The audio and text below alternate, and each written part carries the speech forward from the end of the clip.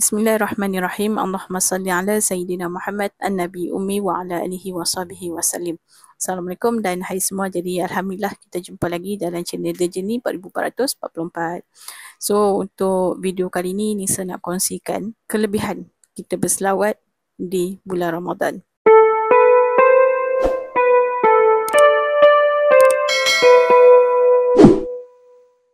Jadi Alhamdulillah kita dah masuk 10 malam terakhir di bulan Ramadan. Tinggal beberapa hari lagi kita dah nak sambut Hari Raya. Dan hari Jumaat ni lah Jumaat terakhir dalam bulan Ramadan untuk tahun 2025. Jadi untuk minggu-minggu akhir, saat-saat akhir, pecutan-pecutan terakhir kita dalam bulan Ramadan ni, kita jangan lupa untuk terus memperbanyakkan selawat sebab ada kelebihan bila kita banyak berselawat di bulan Ramadan. Pada hari-hari terakhir Ramadan ini, hendaklah kaum muslimin memperbanyak selawat kepada Nabi SAW. Berikut rahsia dan keutamaannya dijelaskan Habib Ahmad bin Hasan Al-Idrus. Dalam Al-Quran Surah Al-A'raf, ayat 8 hingga 9 diterangkan, barang siapa berat timbangan kebaikannya, mereka itulah orang-orang yang beruntung. Dan siapa yang ringan timbangan kebaikannya, maka itulah orang-orang yang merugikan dirinya sendiri. Al-Habib Ahmad bin Hasan Al-Idrus dalam satu ceramahnya mengatakan salah satu amalan yang dapat memperberat timbangan seseorang pada hari kiamat adalah berselawat pada bulan Ramadan. Orang yang rajin memperbanyak bacaan selawat di bulan Ramadan, maka Allah akan beratkan timbangan amal ibadahnya. Padahal nanti di hari kiamat banyak amal ibadah yang justru berkurang menjadi ringan. Kata Habib Ahmad Al-Idrus. Maksudnya bagaimana? Misalnya, pahala amal ibadah dia tu banyak kan. Dan kemudian pada hari kiamat di pada mahsyar nanti dilihat. So semua amal kita akan dihisap lah nanti kan. Kalau dia kurang ikhlas, maka pahalanya berkurang sedikit. Ketika dia sombong, maka berkurang lagi sedikit. Waktu itu dia pamer, dia menunjuk-nunjuk, kan? Maka berkurang lagi dan berkurang lagi. Maka orang yang memperbanyak selawat pada bulan Ramadan, Allah akan memberatkan timbangan pahalanya. Artinya timbangan amalnya jadi bertambah pada saat hari hisab nanti. Apalagi selawat yang dibaca bertepatan dengan hari Jumaat. Dalam hadis yang disebutkan bahawa Rasulullah SAW bersabda, sesungguhnya salawat atas Nabi SAW termasuk yang memberatkan timbangan. Hadis riwayat Al-Hakim dan Tirmizi. So tentang hadis yang memberatkan timbangan ni kan, selawat tu memberatkan timbangan. Nisa pernah dengar satu kisah ni ya. Dan sebelum Nisa nak cerita ni, Nisa nak minta maaf siap-siap sebab cerita ni dah lama. Nisa tak ingat ceramah ni dari mana, tapi cerita tu masih Nisa ingat lagi. Tentang selawat yang memberatkan timbangan amal kita. Ada seseorang ni kan, waktu dia dihisap, dia ditimbang.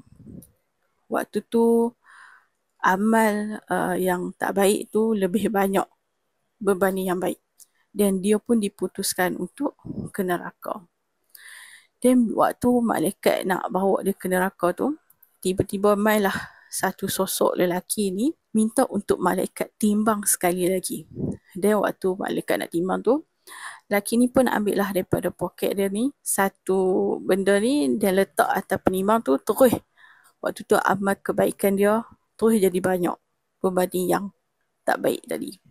Dan dia pun tak jadilah ke neraka. Dan timbullah satu persoalan. Siapa lelaki ni? Kan? Sebab tak pernah tengok. Yang kedua, apa yang dia buat keluar daripada poket tu? Sampaikan bila timbang terus amal kebaikan dia tu jadi banyak. Sampaikan dia pun tak jadi ke neraka. Terselamatlah kan dari neraka. Dan dia pun bertanyalah kepada lelaki ni. So, rupanya lelaki ni adalah Rasulullah SAW. So, Rasulullah mai untuk bagi syafaat dekat dia. Dan apa yang Rasulullah buat keluar daripada poket dia, itulah Rasulullah cakap, itulah satu selawat yang dia baca waktu dekat dunia dulu. Itu baru satu selawat dah selamatkan dia di timbangan amal. Macam mana orang yang berselawat tu, kita fikir tak macam mana orang yang berselawat tu beribu-ribu. Kadang-kadang Nisa terfikir tau, adakah orang yang berselawat yang banyak ni, takkan dia tak selamat lagi dekat akhirat kan? Kita kadang-kadang Nisa berfikir macam tu kan, takkanlah dia tak selamat lagi ke akhirat. So, bila dengar kisah ni, jadi satu motivasi yang kita tak boleh meremehkan selawat dan kita memang kena terus memperbanyakkan selawat. Dan kalau kita bercita-cita lah kan, mungkin dekat dunia ni kita teringin sangat nak jumpa Rasulullah, nak tengok Rasulullah, mungkin dalam mimpi sekalipun kan. Kalau kita tak dapat, bagi ni salah, kalau kita tak dapat itu, jangan risau, jangan give up sebab kita masih ada akhirat. So, terus memperbanyakkan selawat. Sebab apa? Nabi cakap, orang yang akan dekat dengan Nabi nanti di hari kiamat adalah orang yang paling banyak berselawat. Kalau kita pegang hadis ni, inilah hadis yang boleh jadi satu motivasi untuk kita tak give up dengan selawat. Kita akan terus memperbanyakkan selawat sebab kita nak jadi orang yang dekat dengan Nabi. Saya pernah dengar tentang dekat masyarakat nanti kan, kalau kita tahu nilai selawat ni, betapa berharganya, betapa VVIP-nya orang yang dapat duduk dekat dengan Nabi. Untuk nak dekat dengan Nabi tu, Allah bagi kita satu benda yang mudah untuk kita buat, iaitu berselawat kepada Nabi Muhammad SAW. Selawat yang banyak. Sebab Nabi cakap, selawat yang banyak di kalangan antara kita lah kan, siapa yang paling banyak selawat antara kita, itulah orang yang dekat dengan Nabi nanti. So, untuk diri kita terus memperbanyakkan selawat. Ada ulama bahas, ni sebenarnya dengar, banyak tu berapa? Dikatakan 300 tu dah kira banyak. So, kalau dah 1000 tu memang banyak lah kan. Tapi, untuk orang yang dah lama berselawat, selalunya 300 tu sikit. 1000 pun sikit. So, banyak tu berapa? Bagi Nisa, sampai kita boleh jadikan setiap waktu, setiap saat kita dengan memperbanyakkan selawat, sampai jadikan satu hari kita penuh dengan selawat, bagi Nisa itu memang banyak. Kita kena usahakan sampai capai tahap satu hari kita penuh dengan selawat. Macam tu.